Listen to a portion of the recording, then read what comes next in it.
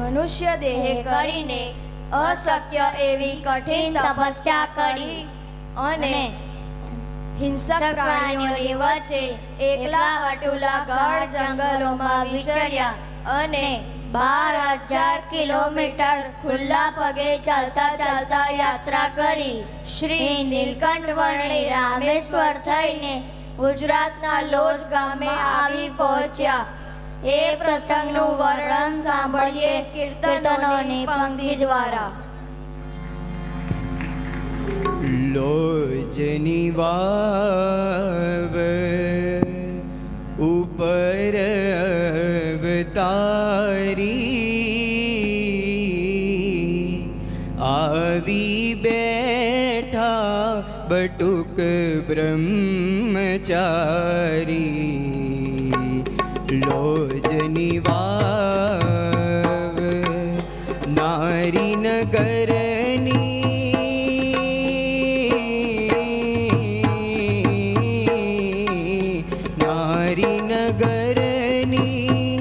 આવી જળ ભરવા તેણે નિરખ્યા ત્યાં નવલ વિહારી.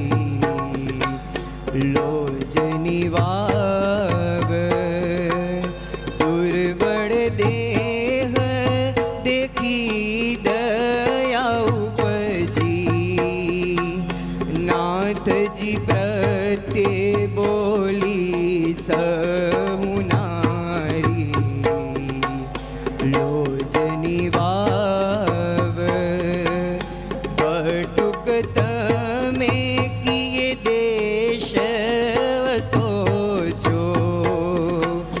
કોણ પિતા કોણ માત તમારી. લોજની વાવ કેમ તજુગર બાર કહોજી. રીસથી કે વૈરાગે વિચારી. લોજની વાવ ચાલો બટુક તમે ભુવન મારે. જુગતે રસોઈ જમાડીશું સારી.